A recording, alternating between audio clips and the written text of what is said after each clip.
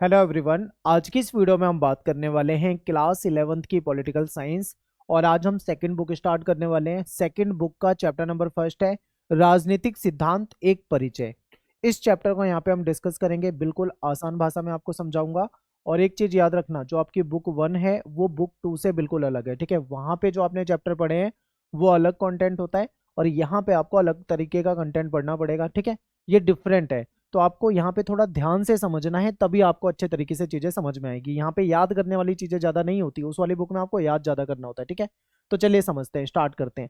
एक बार आप सिलेबस देखिए, आपकी बुक में ये सारे चैप्टर हैं, आपको जल्दी जल्दी सारे चैप्टर मैं करा दूंगा, ठीक है। आज हम राजनीतिक सिद्धांत एक परिचय पहला चैप्टर करने वाले हैं, तो आपको ये वीडियो बहुत ध्यान से देखनी है और इसके नोट्स आपको हमारे टेलीग्राम में मिल जाएंगे। तो इसके लिए आपको एकलव्य सॉरी हमारे क्लास 11th ESP वाले ग्रुप में जाके सर्च करोगे, आप इसे ज्वाइन कर लो, वहां पे आपको PDF नोट्स शेयर कर दी जाएगी, तो आप वहां से डाउनलोड कर पाओगे।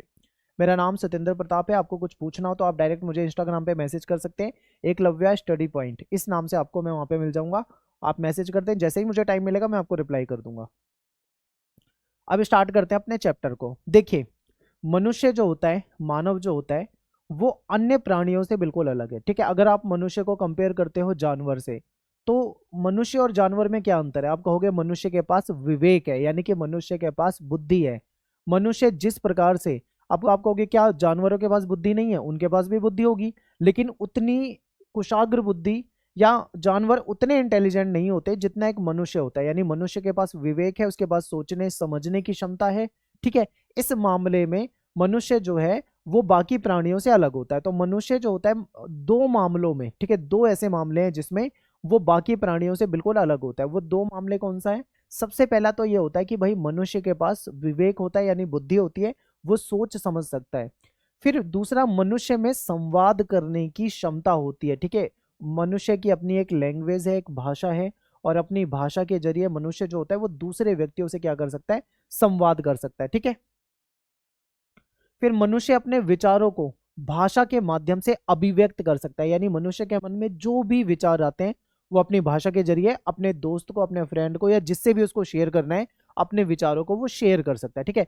तो मनुष्य किन मामलों में अद्वितीय है? तो आपको दो बातें याद रखनी है। सबसे पहले उसके पास बुद्धि है, और दूसरा उसके पास संवाद करने की क्षमता होती है, वो अपनी बातों को दूसरों से शेयर कर सकता है। अब बात करते हैं, यहाँ पे टॉपिक हमारा शुरू होगा राजनीति क्या है, ठीक है। अब ये जो मैंने आपको बताया था मनुष्य के पास बुद्धि है, वो संवाद कर सकता है, वो चीजें आगे काम आएगी, इसीलिए मैंने आपको स्टार्टिंग में बता दिया है। तो व्हाट इज पॉलिटिक्स? पॉलिटिक्स से आप क्या समझते हो, या राजनीति क्या है, इसको देखते हैं। तो देखिए, राजनीति क्या है, अगर आप किसी से भी पूछोगे, मान लो आप 4 व्यक्तियों से पूछोगे कि राजनीति क्या है, तो वो चारों व्यक्ति उसको अलग अलग तरीके से एक्सप्लेन करेंगे, ठीक है, अपने अपने तरीके से उसको समझाने की कोशिश करेंगे। कोई कहेगा कि राजनीति बहुत बुरी चीज होती है, ठीक है। कोई कहेगा राजनीति सिर्फ लालच है, लूटने खसोटने का तरीका है, भ्रष्टाचार है। तो कोई कहेगा राजनीति सत्ता तक जाने का एक साधन है। तो कोई व्यक्ति राजनीति को अच्छा भी बता सकता है। तो हर व्यक्ति राजनीति के बारे में अलग अलग बातें करेंगे, ठीक है। तो सबके विचार अलग होंगे, तो हमें समझना है कि राजनीति आखिर होती क्या है। तो देखिए, राजनीति के बारे में लोगों के जो विचार होते हैं वो अलग अलग होते हैं। नेता और चुनाव लड़ने वाले लोग, यानी वो लोग जो चुनाव लड़ते हैं, जो नेता होते हैं हमारे, ठीक है, ये कह सकते हैं कि राजनीति एक प्रकार की जन सेवा है। यानी नेता क्या कहेंगे? अगर आप किसी नेता से पूछोगे कि राजनीति क्या है, तो नेता कहेगा कि ये तो जन सेवा है। जन सेवा मतलब ये जनता की सेवा करने का एक तरीका है। यानी नेता जो आते हैं वो जनता की सेवा करने आते हैं, ठीक है, ये आपको बताया जाएगा। फिर आप अगर किसी और व्यक्ति से पूछोगे, ठीक है, तो वो उसको अलग तरीके से बताएगा। यानी आप मान लो राजनीति से जुड़े किसी दूसरे व्यक्ति से, यानी अन्य लोगों से पूछोगे, तो वो राजनीति को दांव पेच भी बता सकते हैं कि राजनीति दांव पेच होती है। कई अन्य लोगों के लिए राजनीति वही है जो राजनेता करते हैं, ठीक है। कुछ लोग राजनीति को वही मानते हैं जो राजनेता लोग करते हैं। तो कुछ लोगों का मानना है कि राजनीति सत्ता तक पहुंचने का एक रास्ता है, ठीक है। राजनीति क्या है? सत्ता तक, यानी जो सरकार तक, शासन तक पहुंचने का एक रास्ता है राजनीति। तो यहाँ पे हमने क्या समझा? हमने यहाँ पे ये समझा कि राजनीति एक ऐसा विषय है जिसपे लोगों के विचार जो होते हैं वो अलग अलग होते हैं, ठीक है। अलग अलग अगर हम लोगों से बात करेंगे राजनीति के बारे में, तो उनके विचार जो होंगे वो अलग अलग होंगे, कोई एक विचार हमको नहीं पता लगता। फिर जब लोग नेताओं को दल बदल करते देखते हैं, हम देखते हैं ना कि कई बार कोई नेता किसी पार्टी से चुनाव लड़ता है, बाद में उस पार्टी को छोड़ देता है और किसी दूसरी पार्टी से जुड़ जाता है।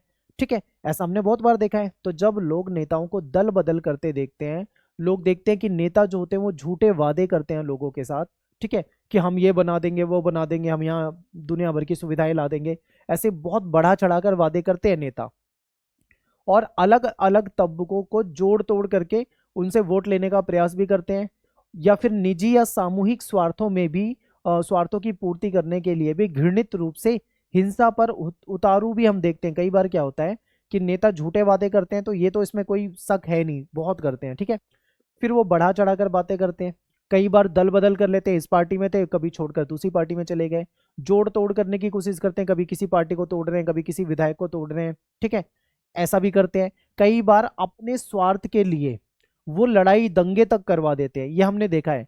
तो इस तरीके से अगर हम इन सारी चीजों को देखेंगे तो हमारे मन में क्या आएगा, हम यही कहेंगे कि राजनीति अच्छी चीज नहीं है, राजनीति घोटालों से संबंधित है, राजनीति भ्रष्टाचार से संबंधित है, यानी राजनीति को लेकर हमारे मन में नेगेटिव विचार जो है, नकारात्मक जो विचार हैं वो आने लग जाते हैं। तो राजनीति को कई लोग अच्छा नहीं मानते हैं, ठीक है।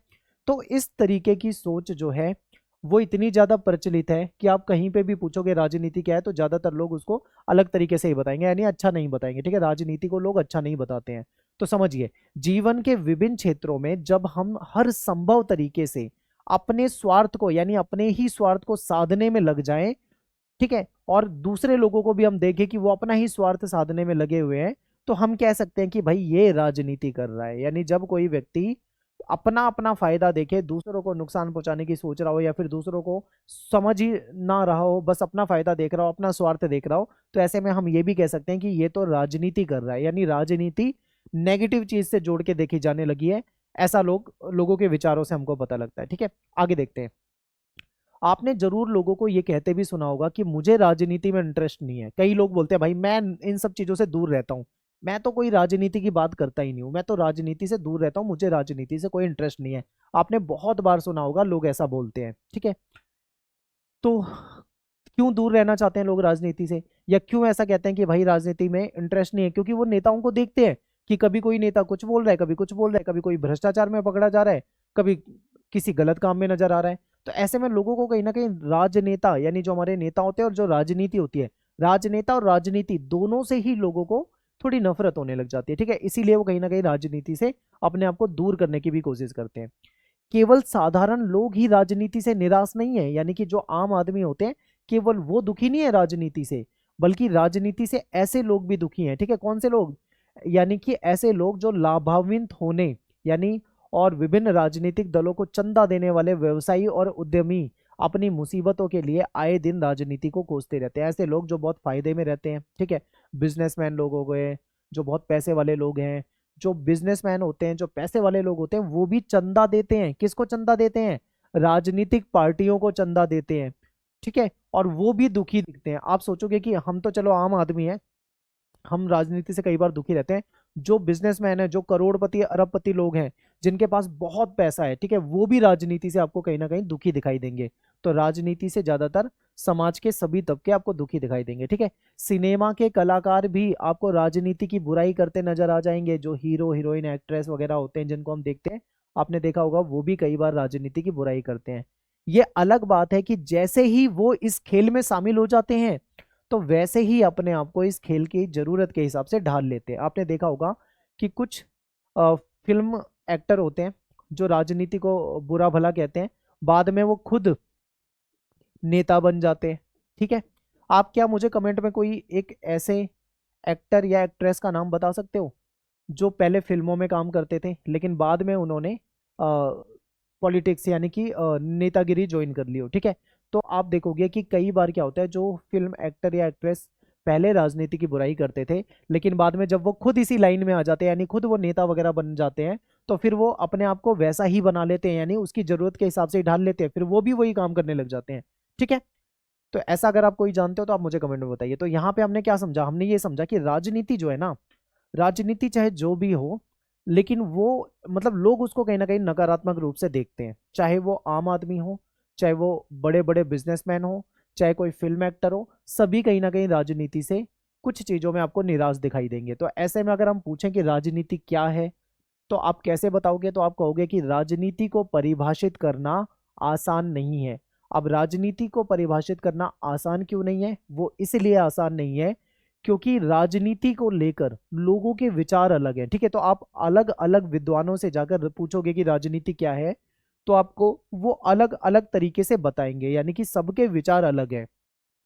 आप किसी, मान लो कोई विद्वान है, उसका नाम ए से शुरू होता है, मान लीजिए, आप उससे पूछोगे राजनीति क्या है तो आपको वो कुछ बताएगा। फिर आप किसी दूसरे विद्वान के पास जाओगे, उससे पूछोगे राजनीति क्या है, वो आपको कुछ अलग बताएगा।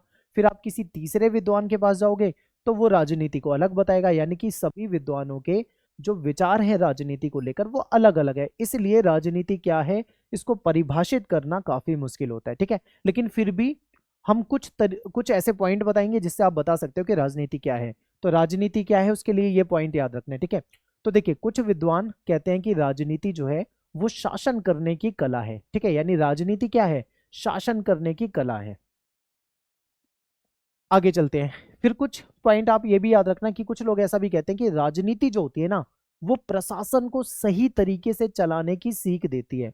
यानी राजनीति ही प्रशासन को अच्छे से चलाती है या उसको चलाने की सीख देती है। ठीक है, फिर राजनीति जो है वो प्रशासन को चलाने के दौरान होने वाले जो विवाद है, यानी जब शासन चलाया जाता है तो कई बार कुछ विवाद हो जाते हैं, तो उस विवाद को सुलझाने का काम भी कौन करेगी? राजनीति ही करेगी। यानी राजनीति को शासन करने की कला कह सकते हैं, प्रशासन चलाने की ये हमको सीख देती है। लेकिन अगर कभी कोई विवाद हो जाए तो उस विवाद को सुलझाने का काम भी कौन करती है? राजनीति ही करती है। आगे चलते हैं। राजनीति के द्वारा जनता का कल्याण किया जा सकता है, क्योंकि देखो, राजनीति यानी हमने जिन नेताओं को वोट देकर जिता दिया, यानी जो नेता हमसे वोट पाकर जीत गए और सत्ता में आ गए, यानी शासन में आ गए, सरकार में आ गए, अब वो क्या करेंगे? अब वो जनता यानी हमारे लिए जन कल्याण यानी हमारे कल्याण के लिए पॉलिसी लेकर आएंगे। ठीक है, चाहे वो अच्छे अस्पताल बनाएं, चाहे वो फ्री एजुकेशन दिलाएं, या जनता की सुविधा के लिए जो भी काम करें। ठीक है, तो ये जन कल्याण का काम भी राजनीति से होता है। तो आप क्या बोलोगे कि राजनीति के द्वारा जन कल्याण यानी जनता के कल्याण के लिए कार्य किया जाता है। ठीक है, बिल्कुल आसान है। आगे चलते हैं। राजनीति देश के विकास के लिए निर्णय में सहायक होती है, यानी देश का विकास कैसे हो सकता है इसका डिसीजन भी राजनीति के द्वारा ही लिया जाता है। नेक्स्ट है, राजनीति समाज का महत्वपूर्ण हिस्सा होती है। अगर कोई ये बोलता है ना कि मैं तो राजनीति में इंटरेस्ट नहीं रखता हूँ, मुझे तो राजनीति पसंद नहीं है, सब राजनेता ऐसे होते हैं वैसे होते हैं, या कोई बोले ना कि मैं राजनीति से अलग हूँ, तो ऐसा हो नहीं पाता। सही बताऊं तो हम कहीं ना कहीं, पूरा समाज जो होता है वो राजनीति का हिस्सा होता ही है। ठीक है, चाहे कोई कितना भी बोल दे कि मैं राजनीति में इंटरेस्ट नहीं रखता हूँ या राजनीति से मैं दूर रहता हूँ, लेकिन कहीं ना कहीं वो राजनीति का हिस्सा होता ही है। ठीक है, फिर वर्तमान में राजनीति का जुड़ाव जो है वो निजी स्वार्थ से हो गया है। पहले ऐसा नहीं होता था, लेकिन आज के समय में जो राजनीति है ना वो कहीं ना कहीं निजी स्वार्थों से जुड़ गई है। लोग इसका जो इस्तेमाल करते हैं वो गलत तरीके से करते हैं, गलत काम में करते हैं, ये बहुत गलत बात है। ठीक है, नेता क्या करते हैं, अक्सर झूठे वादे कर देते हैं और हम ये कर देंगे वो कर देंगे, जनता के सामने वादे करते हैं, चुनाव जीत भी जाते हैं और बाद में कुछ करते ही नहीं है। यानी जो पैसा आता है वो पैसा जो है वो घोटालों में ही चला जाता है। तो इस तरीके से आज के समय में देखें तो राजनीति निजी स्वार्थ हो गया है। ठीक है, यानी राजनीति सेवा करने का भाव नहीं है, बल्कि कोई भी नेता आता है तो ज्यादातर वो अपना खुद का पेट भरने के लिए, खुद के लिए वो काम करना शुरू कर देते। तो आप ये कह सकते हो कि राजनीति को आज के समय में निजी स्वार्थ से जोड़कर भी देखा जाता है। अब यहाँ पे राजनीति क्या है हमको समझ में आ गया। एक क्वेश्चन और आपके पेपर में बनता है इस चैप्टर में से, राजनीतिक सिद्धांत क्या है? ठीक है, राजनीतिक सिद्धांत से आप क्या समझते हो, या फिर पॉलिटिकल थ्योरी इसको अंग्रेजी में कहा जाता है। पॉलिटिकल थ्योरी का क्या मीनिंग होता है आपको ये बताना होता है। ठीक है, तो चलिए समझते हैं। तो राजनीतिक सिद्धांत क्या है, इसको परिभाषित करना आसान नहीं है। अब राजनीति को जैसे परिभाषित करना आसान नहीं था, उसी तरीके से राजनीतिक सिद्धांतों को भी परिभाषित करना आसान बात नहीं है, क्योंकि जो अलग अलग विद्वान हैं उनके जो विचार हैं राजनीतिक सिद्धांत को लेकर वो भी अलग है, यानी कि भिन्न भिन्न है। अलग अलग विद्वानों ने राजनीतिक सिद्धांत को अलग अलग तरीके से एक्सप्लेन करा है। ठीक है, कुछ विद्वान कहते हैं कि राजनीतिक सिद्धांत को वो राजनीति में सुधार का साधन मानते हैं, यानी कि राजनीति में जो कमियां हैं, समझिए जो मैं समझा रहा हूँ, राजनीति में बहुत सारी कमियां हैं और उन कमियों को सुधारने का काम कौन करते हैं? राजनीतिक सिद्धांत करते हैं। इंपॉर्टेंट है, याद रखना। राजनीति सिद्धांत क्या है? तो आप कहोगे कि राजनीतिक जो समस्याएं हैं या जो राजनीति में जो समस्या है उसको सुधारने का काम राजनीतिक सिद्धांत करते हैं, ठीक है, ऐसे आप बता सकते हो। फिर नेक्स्ट है कि राजनीतिक सिद्धांत बुनियादी प्रश्नों का विश्लेषण करता है, यानी कुछ बेसिक प्रश्न है, कुछ ऐसे क्वेश्चन है जो आपके और मेरे मन में आते हैं, जनता के मन में आते हैं, उन प्रश्नों का समाधान जो है वो कहाँ से मिलता है? राजनीतिक सिद्धांतों से मिलता है। तो वो प्रश्न क्या क्या हो सकते हैं? वो प्रश्न ये होते हैं जैसे कि समाज क्या है, ठीक है, समाज जो है वो क्या है, आप किसको समाज मानोगे? फिर समाज को कैसे एकजुट होना चाहिए? आपको पता है समाज में कई बार लोगों के बीच में संघर्ष हो जाता है, झगड़ा हो जाता है, विवाद हो जाता है। ऐसे में कैसे हम समाज को एकजुट रख सकते हैं? ठीक है, हमें सरकार की जरूरत क्यों है? सरकार का सबसे बेहतर रूप कौन सा है? सरकार का सबसे बेहतरीन रूप कौन सा हो सकता है? क्या कानून हमारी आजादी को सीमित करता है? क्या कानून हमारी स्वतंत्रता को सीमित करता है? या नागरिक के रूप में हमारी क्या जिम्मेदारी होती है? ठीक है, ये सारे क्वेश्चन जो हैं हमारे मन में आते हैं, और इन सारे सवालों का जवाब कहाँ मिलेगा हमको? राजनीतिक सिद्धांतों में, ठीक है। यानी कि कानून हमारे लिए क्यों जरूरी है? क्या कानून हमारी आज़ादी को कम कर देते हैं? हमको स्वतंत्रता क्यों चाहिए? स्वतंत्रता अगर कम मिलेगी तो क्या नुकसान होगा? ठीक है, ज़्यादा स्वतंत्रता मिल जाए तो उससे क्या नुकसान हो सकता है? तो ऐसे क्वेश्चन हमारे मन में बहुत आते हैं, और इन क्वेश्चन का जवाब हमें कहाँ मिलेगा? राजनीतिक सिद्धांत में। तो राजनीतिक सिद्धांत हमारी समस्याओं को, हमारे मन में आने वाले जो बुनियादी सवाल हैं उसका जवाब देते हैं, ठीक है। तो हम राजनीतिक यहाँ पे हम कह सकते हैं कि हम राजनीतिक सिद्धांत में क्या पढ़ते हैं, यानी जब हम राजनीतिक सिद्धांतों को पढ़ते हैं, पॉलिटिकल थ्योरीज को पढ़ते हैं, तो उसमें हमको क्या पढ़ना होता है? तो उसमें कुछ बेसिक से टॉपिक हैं जो हम इस पूरी बुक में आगे पढ़ने वाले हैं, वही चीज हम राजनीतिक सिद्धांत में पढ़ते हैं, ठीक है। हम क्या पढ़ते हैं राजनीतिक सिद्धांत में? समानता। समानता क्या है, ठीक है, समानता क्यों चाहिए? हम स्वतंत्रता के बारे में पढ़ते हैं, स्वतंत्रता के सिद्धांत को पढ़ते हैं, हम न्याय के बारे में पढ़ते हैं, हम अधिकारों के बारे में पढ़ते हैं, लोकतंत्र के बारे में पढ़ते हैं, धर्मनिरपेक्षता के बारे में पढ़ते हैं, संविधान के बारे में पढ़ते हैं, ठीक है। जो अलग अलग विद्वान हुए हैं, जो पॉलिटिकल थिंकर हुए हैं, उनके विचारों को हम पढ़ते हैं। हम मार्क्सवाद जो विचारधारा है इसको पढ़ते हैं, हम आदर्शवाद को पढ़ते हैं, उदारवाद को पढ़ते हैं, समाजवाद, ठीक है, इन सारी विचारधाराओं को पढ़ते हैं। इसके अलावा भी बहुत सारी विचारधाराएं हैं हमारी राजनीतिक सिद्धांतों के अंतर्गत, उसको पढ़ा जाता है। तो राजनीतिक सिद्धांत में हम क्या पढ़ते हैं? आप बोलोगे राजनीतिक सिद्धांत में हम ये पढ़ते हैं, ठीक है। आगे चलते हैं। नेक्स्ट है हमारा टॉपिक, हमें राजनीतिक सिद्धांत क्यों पढ़ने चाहिए? अब आपके मन में क्वेश्चन आ सकता है भाई कि बताओ हमें राजनीतिक सिद्धांत क्यों पढ़ने चाहिए? तो इसका आंसर आप कैसे बताओगे? आप कहोगे यदि हमें राजनीतिक सिद्धांत का ज्ञान होगा, मान लो राजनीतिक सिद्धांत के बारे में जानकारी ही नहीं है, तो भविष्य में जो समस्या आएगी ना, तो उस समय हम अच्छा डिसीजन नहीं ले पाएंगे। लेकिन अगर हमको पहले से ज्ञान है राजनीतिक सिद्धांत का, हमने राजनीतिक सिद्धांत को पढ़ा है, राजनीतिक सिद्धांत के अंतर्गत हमने विद्वानों के विचारों को पढ़ा है, तो हम एक सही डिसीजन भी ले पाएंगे, ठीक है, एक उचित निर्णय ले पाएंगे। फिर एक जागरूक नागरिक बनने के लिए राजनीतिक चेतना जागृत करने के लिए राजनीतिक सिद्धांत का ज्ञान, ठीक है, होना भी आवश्यक है। यानी कि अगर आपको एक जागरूक नागरिक बनना है और सही तरीके से समाज में अपना विकास करना है, समाज के विकास में अपना योगदान देना है, तो भी आपको राजनीतिक सिद्धांत की जानकारी यानी नॉलेज होनी चाहिए। नेक्स्ट है कि राजनीतिक सिद्धांत के जरिए हमें विभिन्न विचारधाराओं का ज्ञान हो जाता है। जो विद्वानों की विचारधाराएं हैं, जो अलग अलग विचारधाराएं हैं, उसके बारे में भी हमें राजनीतिक सिद्धांत से पता लगता है, ठीक है। फिर इसके माध्यम से हम अपना वोट देकर सही नेता चुन सकते हैं। अब देखो, हर राजनीतिक पार्टी की अपनी विचारधारा होती है, हमारे नेताओं की अपनी विचारधारा होती है। अगर हमको विचारधाराओं के बारे में सही ज्ञान है तो हम सही नेता चुन पाएंगे, ठीक है, हम वोट देकर एक सही इंसान को चुन पाएंगे, सही नेता को चुन पाएंगे। समाज से पूर्वाग्रह को हम समाप्त कर पाएंगे, समाज में एकता भी कायम हो पाएगी, और इसलिए हमको राजनीतिक सिद्धांत पढ़ना जरूरी है, ठीक है। और आंदोलन को प्रेरणा व सही दिशा देने के लिए भी हमको राजनीतिक सिद्धांत पढ़ना होता है। तो ये सारे टॉपिक जो है आपको समझने थे। यही बिल्कुल सिंपल सा क्वेश्चन आंसर इसके बनेंगे, मैं आपको क्वेश्चन आंसर भी कराऊंगा इंपॉर्टेंट।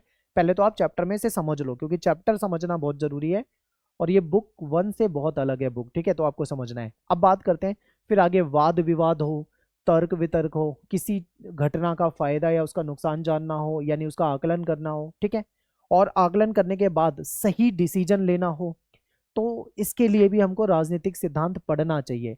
जब तक आप राजनीतिक सिद्धांत नहीं पढ़ोगे, आप लोकतंत्र को नहीं समझ पाओगे, आप समानता को नहीं समझ पाओगे, आप स्वतंत्रता को नहीं समझ पाओगे, आप विभिन्न विचारधाराओं को नहीं समझ पाओगे, विभिन्न विद्वानों के विचारों को नहीं समझ पाओगे, तो ऐसे में सही डिसीजन भी नहीं ले पाओगे। लेकिन अगर आप राजनीतिक सिद्धांत पढ़ोगे तो आप एक सही डिसीजन ले पाओगे। ठीक है, नेक्स्ट है अधिकार और कर्तव्यों को समझने के लिए राजनीतिक सिद्धांत पढ़ना चाहिए। अगर हमें अधिकारों के बारे में जानकारी चाहिए, सही से समझना, हमें कर्तव्य के बारे में सही से जानकारी चाहिए, यानी सही से उसको समझना है, तो भी हमको राजनीतिक सिद्धांत पढ़ना पड़ेगा।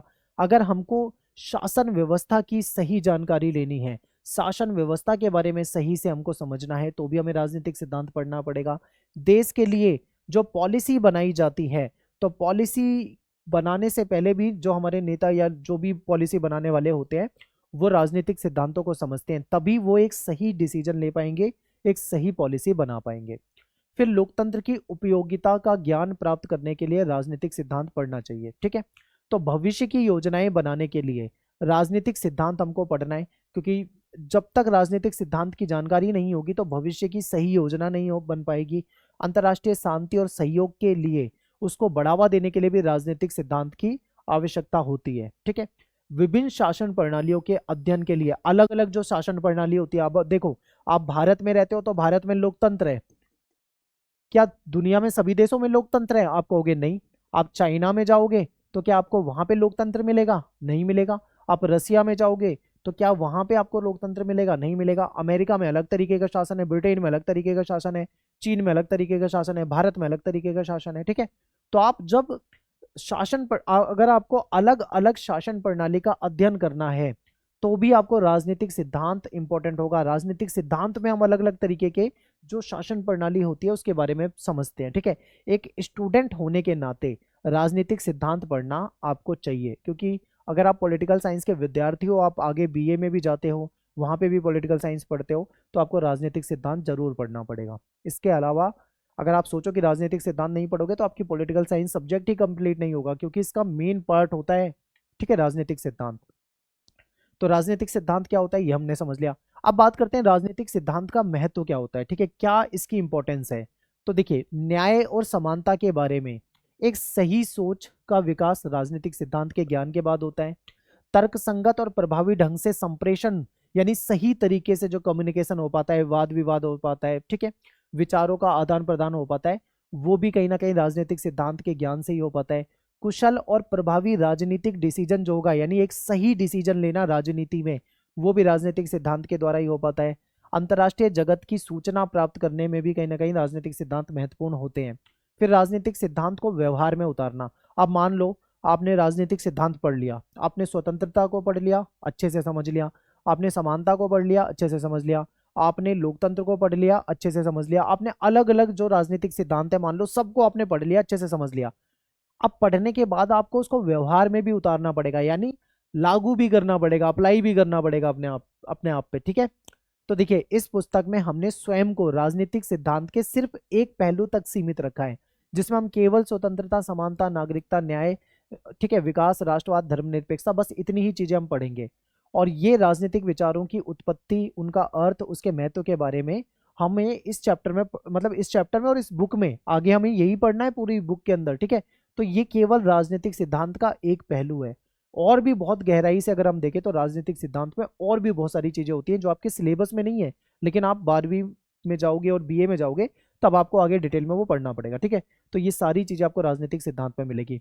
जब हम किसी मुद्दे पर बहस करते हैं, तर्क वितर्क करते हैं, या हम कोई क्वेश्चन पूछने लग जाते हैं, तो इसका अर्थ क्या है, इसका अर्थ ये इसका अर्थ क्या है और ये कैसे महत्वपूर्ण होता है, यानी हम किसी चीज पर विचार करना, बहस करना, तर्क करना, ये क्यों महत्वपूर्ण होता है और किस लिए इंपॉर्टेंट है, ये भी आपको राजनीतिक सिद्धांतों से पता लगेगा। ठीक है, तो राजनीतिक जो सिद्धांतकार हैं, जिन्होंने राजनीतिक सिद्धांत बनाए, अब राजनीतिक सिद्धांत को कौन बनाते हैं?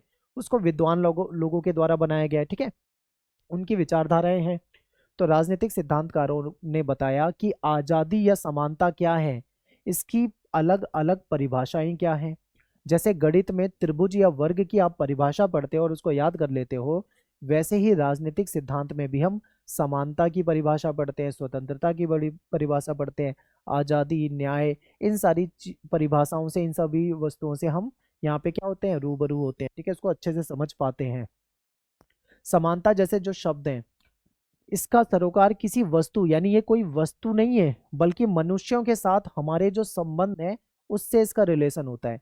वस्तुओं के विपरीत मनुष्य समानता जैसे मुद्दों पर अपनी राय रखता है। सभी लोग समानता पर अपनी राय रख सकते हैं। समानता क्यों जरूरी है इस पे लोग अपनी राय रख सकते हैं, ठीक है। आपने गौर किया होगा कि लोग अक्सर जो सरकारी कार्यालय होते हैं, हाँ ये इंपॉर्टेंट है, यहाँ पे आपको एक एग्जाम्पल दे रखा है, ठीक है। आपने कभी ना कभी जीवन में आप किसी ना किसी लाइन में जरूर लगे होंगे। आपने गौर किया होगा कि लोग अक्सर सरकारी कोई दफ्तर है, या मान लो आप डॉक्टर के पास किसी हॉस्पिटल में गए इलाज कराने, तो आप वहाँ पे, या दुकान में आप कोई सामान खरीद रहे हो तो वहाँ पर आप लाइनों में लगते हो कई बार, ठीक है। तो जब हम लाइन में लगते हैं, मान लो आप यहाँ पे लाइन में लगे हुए हो और यहाँ पे आपको वो सामान मिलना है जो भी है, ठीक है।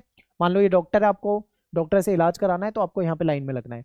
अब कई बार आपने देखा होगा कि कुछ लोग क्या करते हैं, कुछ लोग कतार तोड़कर यानी लाइन तोड़कर आगे बढ़ जाते हैं, ठीक है। यानी कि मान लो आप आए, आप यहाँ पे खड़े हो और कोई व्यक्ति आया लास्ट में और आके आपसे पहले चला गया, तो ऐसे में आपको क्या लगेगा, बुरा लगेगा ना कि भाई मैं तो लाइन में 1 घंटे से खड़ा हूँ और ये तो आते ही चला गया। तो कई बार ऐसा करने वालों को पंक्ति में पीछे जाने के लिए कहा जाता है। सब लोग कहते हैं कि पीछे जाओ, यहाँ पे आगे नहीं जाना है। तो जब वो पीछे जाता है तो हमें क्या होती है, हमें खुशी होती है कि सही है, ज्यादा स्मार्ट बन रहा था, आगे जा रहा था, इसको पीछे भेज दिया, ठीक है। कई बार क्या होता है कि वो व्यक्ति मान लो आगे निकल गया, उसको किसी ने रोका ही नहीं और वो जाके हमसे पहले अपना काम करवा गया, तो ऐसे में हम ठगा हुआ महसूस करते हैं, ठीक है। तो हम इसका क्या करते हैं, विरोध करते हैं, क्योंकि हम जिनके लिए भुगतान करते हैं, ठीक है, हम क्या है, हम इतना समय लगा रहे हैं, अपना टाइम लगा रहे हैं और कोई व्यक्ति आया हमसे पहले ही अपना काम करा के चला गया। तो यहाँ पे कहते हैं समान अवसर नहीं है।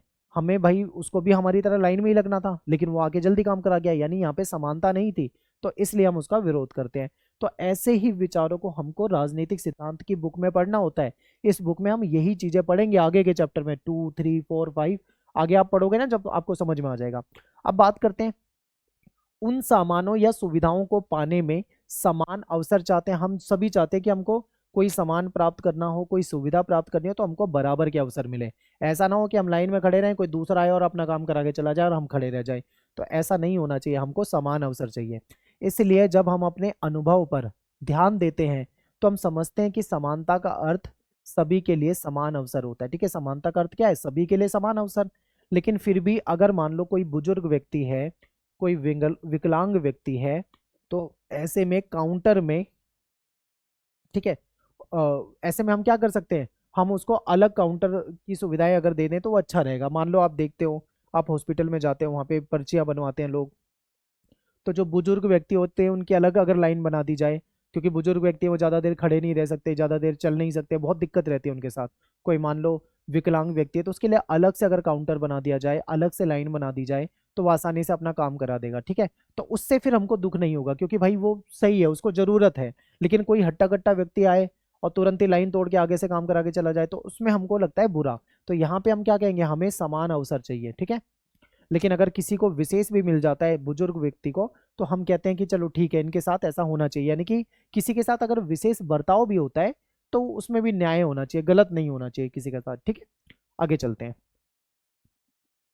स्वतंत्रता और समानता को व्यवहार में उतारने का काम जो होता है वो मुश्किल होता है। अब हमने स्वतंत्रता पढ़ लिया, मान लो समानता पढ़ लिया, अब उसको लागू कर पाना मुश्किल होता है, क्योंकि हम अपने पूर्वाग्रह का त्याग कर कर उनको अपनाना चाहिए। हमारे मन में पहले से ही बहुत सारे बातें होती हैं, बहुत सारे विचार होते हैं, हम सारे विचारों को त्याग देना है हमें, तब जाके उन चीज़ों को अपनाना है, ठीक है। तो राजनीतिक सिद्धांत का जो हम अध्ययन करते हैं ना, अध्ययन करके हम इन्हीं बातों के बारे में पढ़ते हैं कि कौन से विचार हैं, कौन सी व्यवस्था है, कौन सी भावनाएं हैं जो हमको समझनी है, वो हम इसी बुक में आगे के चैप्टरों में डिटेल में पढ़ने वाले हैं। हम ये समझ सकते हैं कि सचेत नागरिक, जो जागरूक नागरिक होते हैं, वो देश का विकास कर सकते हैं। राजनीतिक सिद्धांत कोई वस्तु नहीं है, ये मनुष्य से संबंधित होती है, ठीक है। ये वस्तु नहीं है, ये मनुष्य से संबंधित कुछ विचार हो सकते हैं, कोई विचारधारा हो सकती है, कुछ रूल्स हो सकते हैं, ठीक है। तो उदाहरण के लिए समानता का अर्थ सभी के लिए समान अवसर ही होगा। ऐसा नहीं होगा कि किसी व्यक्ति को समान अवसर ना मिले, किसी दूसरे व्यक्ति को समान अवसर दिए जाए, तो ऐसा नहीं होगा, सबके लिए समान अवसर होगा, ठीक है। लेकिन जो महिला है, या मान लो कोई बुजुर्ग व्यक्ति है, कोई विकलांग है, तो उसको अलग व्यवस्था दे सकते हैं, उसको गलत नहीं माना जाएगा, ठीक है। अब आप ये मत बोलने लगना कि भाई लाइन में हम लगे हुए हैं, कोई बुजुर्ग व्यक्ति आया और वो तो हमसे पहले अपना काम करवा के चला गया, या डॉक्टर के पास गया अपनी पर्ची बनवा ली, या इलाज करवा रहा है, वहां पे आप ये नहीं बोलोगे, क्योंकि भाई उसको विशेष व्यवस्था उसके लिए की जा सकती है। इसी को समानता कहा जाएगा, ठीक है। अतः हम कह सकते हैं कि पूर्ण समानता, अगर पूरी तरीके से समानता देखें तो वो संभव नहीं है, कुछ ना कहीं कुछ चीजों को हमें भेदभाव के रूप में या तर्कसंगत आधार पे भी मानना पड़ेगा। कोई व्यक्ति ये भी तो कह सकता है कि भाई ये बुजुर्ग है तो क्या हुआ, इसको भी लाइन में लगना चाहिए, ये बाद में आया है, ये भी बाद में लगा रहा है, कुछ लोग ऐसे कह सकते हैं, लेकिन ऐसा कहना नहीं चाहिए, ठीक है। ये भेदभाव, आप इस भेदभाव को भेदभाव नहीं मानोगे, इसको सही मानना है आपको कि हाँ भाई उनकी नीड ज्यादा है हमसे, ठीक है। आगे चलते हैं। तो यहाँ पे अपना ये जो टॉपिक है ये खत्म हो जाता है। आई होप आपको अच्छे से समझ में आया होगा। चैप्टर 1 था, इसमें दो ही टॉपिक आपसे पूछे जाते हैं, एक तो राजनीति क्या है और दूसरा राजनीतिक सिद्धांत क्या है। अब इसमें से क्वेश्चन पूछ लेंगे कि राजनीति के बारे में बताइए, या राजनीतिक सिद्धांत की विशेषता बताइए, राजनीति का क्या महत्व है, राजनीतिक सिद्धांतों का क्या महत्व है। ये 2-3 टॉपिक बनते हैं। अभी तो मैं आपको सारे चैप्टर कराऊंगा, उसके बाद में सभी चैप्टर के इंपॉर्टेंट क्वेश्चन भी कराऊंगा, ठीक है। तो आप ज़्यादा से ज़्यादा कमेंट करें और ज़्यादा से ज़्यादा लाइक करें, शेयर जरूर करें, ठीक है। मिलते हैं आपसे नेक्स्ट वीडियो में। Thanks for watching. ज़्यादा से ज़्यादा कमेंट करो, मैं बहुत जल्दी करा दूंगा, आपकी बुक खत्म करा दूंगा, ठीक है।